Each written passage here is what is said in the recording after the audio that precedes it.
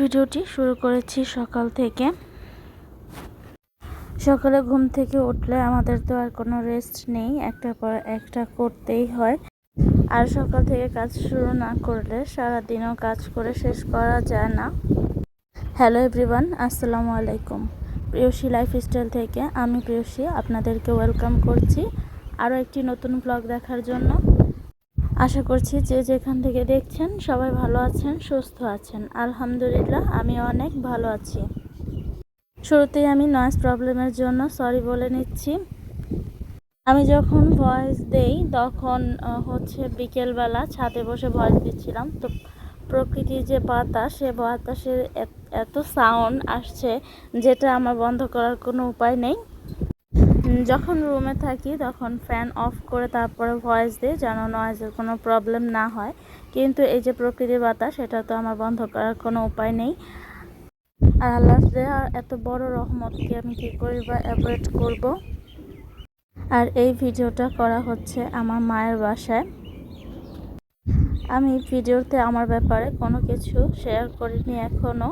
আমি কোথায় আছি বা আমার ফ্যামিলিতে কে কে আছে কোনো কিছু এখনও পর্যন্ত শেয়ার করা হয়নি, তো ভাবছি একটু একটু করে আপনাদেরকে করব।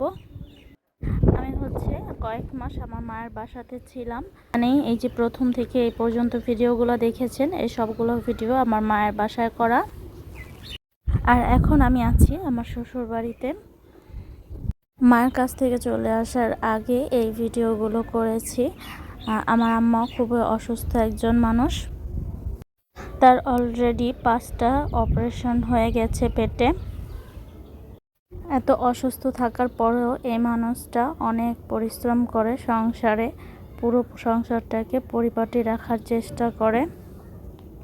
তো যখন আমরা তাদের বাসায় বেড়াতে যাই তখন তো আর আমার মাকে এতটা কষ্ট করতে দেখতে পারি না, যার জন্য মাকে একটু একটু করে হেল্প করি। পুরোটাই যে আমি করি তা কিন্তু না, বেশিরভাগ কাজই সে করে, বাট আমি চেষ্টা করি হালকা হালকা কিছু কাজ করে তাকে কমিয়ে দিতে।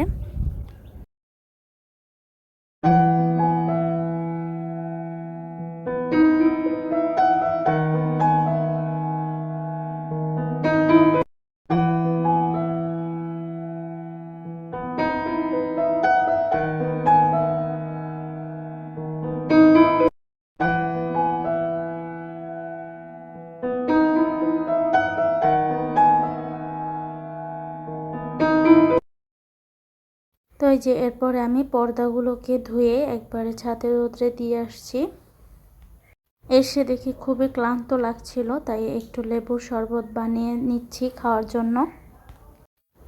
এখন তো যে পরিমাণে গরম পড়েছে, দুপুর টাইমটা হলেই খুবই ক্লান্ত লাগে। আর দুপুরবেলায় তো এরকম একটু শরবত বানিয়ে খেলে ভেতরটা অনেক শান্তি লাগে। আর আপনাদের কাছে আমার একটা ছোট্ট রিকোয়েস্ট, দেখতে দেখতে যদি ভিডিওর কোনো অংশ একটু হলেও ভালো লেগে যায় তাহলে প্লিজ একটি লাইক দিয়ে ভিডিওটি কন্টিনিউ করবেন। তো এই যে এরপরে এটা বিকেলবেলা, বাসায় চলে যাব বলে সব কিছু কাপড় চোপড় গুছিয়ে নিচ্ছি। আর এই যে আমার ছেলে আমাকে হেল্প করছে, ও চেষ্টা করছে কাপড়টাকে ভাঁজ করার জন্য। ছোট মানুষ মায়ের দেখা দেখি কাজ করা শিখতে চায়। আমি যখনই কাজ করি তখনই ও ফলো করে কিভাবে কি কাজটা করি, ও সাথে সাথে করে, আমার শিখতে চাই একটু একটু করে সব। চলে যাব বলে আমি সব কিছু গুছিয়ে নিয়েছি একটু একটু করে। আর ভীষণ মন খারাপ হচ্ছে চলে যাব বলে, যেহেতু এবার অনেক দিন থেকেছি, সবার জন্যই মায়া হচ্ছে। তবুও কিছু করার নেই, চলে তো যেতেই হবে, নিজের বাড়িতে তো নিজেকে ফিরতেই হবে। এটা নিয়ে আমার মাও খুব মন খারাপ করছে। সে তো আবারও একা হয়ে যাবে, একা একা সময় কাটাতে তো তার একদমই ভালো লাগে না, খুব বেশি মন খারাপ করে একা থাকতে। তবুও তো কিছু করার নেই, মেয়েদের যেহেতু বিয়ে হয়ে গেছে, মেয়েরা তো আর সারা জীবন এখানে থাকতে পারবে না। আমাদের মেয়েদের জীবনটা তো বড়ই অদ্ভুত, আমরা তো চাইলেও মায়ের কাছে সারা জীবন থেকে যেতে পারি না। আর বেশি দিন থাকাটাও তো সম্ভব না, যেহেতু আমার ছেলের স্কুল বন্ধ যাচ্ছে। বাচ্চাদের লেখাপড়া শুরু হয়ে গেলে আর বেড়ানোর কোনো চান্স নেই।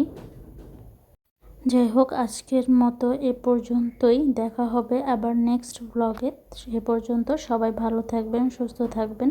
আল্লাহ হাফেজ।